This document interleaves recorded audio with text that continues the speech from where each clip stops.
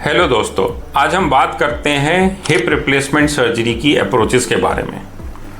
Basically जब हम hip replacement की बात करते हैं तो दो अप्रोचेस के बीच में अक्सर हमें डाउट रहता है, एंटीरियर अप्रोच से सर्जरी होनी चाहिए या पोस्टीरियर अप्रोच से। अगर आप सर्जन्स की सुने तो दोनों ही अप्रोचेस अच्छी हैं, दोनों के अपने फ़ायदे और अपने नुकसान हैं। ये ज़्यादातर इस चीज़ पे डिपेंड करता है कि आपके सर्जन की ट्रेनिंग किस हिसाब से हुई है, वो कौन सी अप्रोच से रूटीनली सर्जरी करते हैं, क्योंकि उसी से वो बेस्ट रिजल्ट दे पाएंगे आपके केस में। लेकिन फिर भी आज हम बात करते हैं दोनों अप्रोचेस की।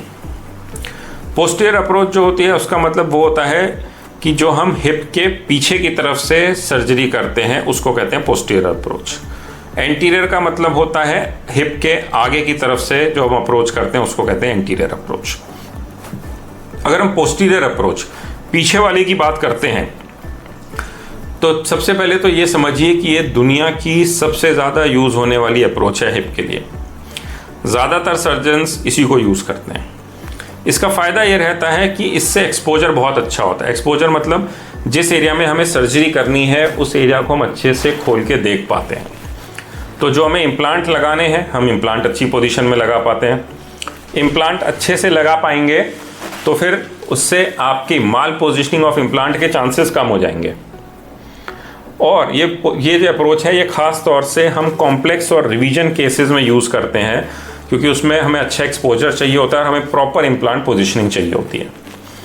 कुछ इसके नुकसान भी हैं, जैसे डिसलोकेशन के चांसेस ज़्यादा हो जाते हैं इसमें। डिसलोकेशन मतलब कूल्हे का सटकना, तो वो चांसेस थोड़े बढ़ जाते हैं इस अप्रोच में।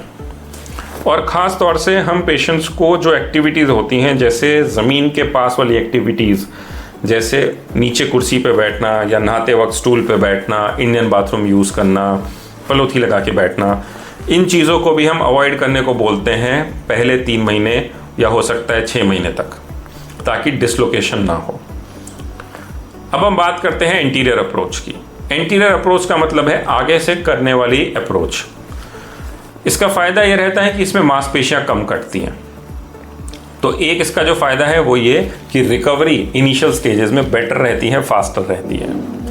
इसमें दर्द भी कम रहता है, हॉस्पिटल स्टे भी पोस्टीरियर अप्रोच के मुकाबले कम हो सकती है इसमें आपकी।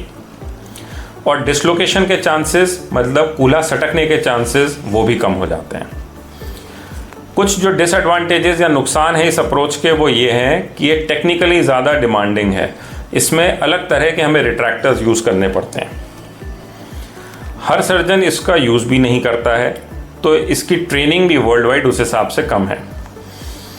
दूसरा, ये बहुत मोटे पेशेंट्स में या जिनकी हिप की एनाटमी बिगड़ी हुई है, जैसे हड्डियां अगर पहले से टेढ़ी हैं या कोई कॉम्प्लेक्स सर्जरी करनी है, तो उसमें इस अप्रोच का थोड़ा नुकसान होता है क्योंकि एक्सपोजर उतना अच्छा नहीं होता। और यहाँ से जो टेम्परेरी नमनेस के चांसेस होते हैं थाई में, क्योंकि नर्व पास से जारी होती है, ब्लड वेसल पास से जारी होती है, तो उसमें इंजरी के चांसेस बढ़ सकते हैं।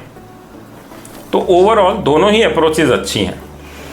दोनों अप्रोचेस में अगर हम लॉन्ग टर्म में देखें तो चलने में, सीढ़ी चढ़ने में या फिर ड्राइविंग में, कार में बैठने में, ऑफिस जाने में, गोल्फ खेलने में, साइकिल चलाने में, इन चीज़ों में लॉन्ग टर्म में कोई डिफरेंस नहीं है। डिसलोकेशन रेट्स में फ़र्क है दोनों में, लेकिन उसमें भी अगर आपके सर्जन पोस्टीरियर अप्रोच से ट्रेंड हुए हैं, उसमें वो अच्छे से मसल्स को, कैप्सूल को रिपेयर करते हैं, तो उसमें भी एक्सपर्ट सर्जन के हाथ में डिसलोकेशन के चांसेस बहुत ही कम हैं। तो दोनों अप्रोचेस अच्छी हैं, दोनों के अपने फ़ायदे और नुकसान हैं। बेस्ट ये है कि आप अपने सर्जन पे छोड़ दें, जिस अप्रोच में वो ट्रेंड हैं, जिससे वो अच्छे रिजल्ट दे सकते हैं, उस अप्रोच को वो फॉलो करें। बाकी दोनों अप्रोचेस के अपने कुछ फ़ायदे हैं, कुछ नुकसान हैं, लेकिन दोनों ही अप्रोचेस वर्ल्ड वाइड यूज़ होती हैं। और मेन ये है कि आपके सर्जन कौन सी अप्रोच से अच्छी सर्जरी कर सकते हैं, तो ये डिसीजन उन पे छोड़ देना बेस्ट है। Thank you.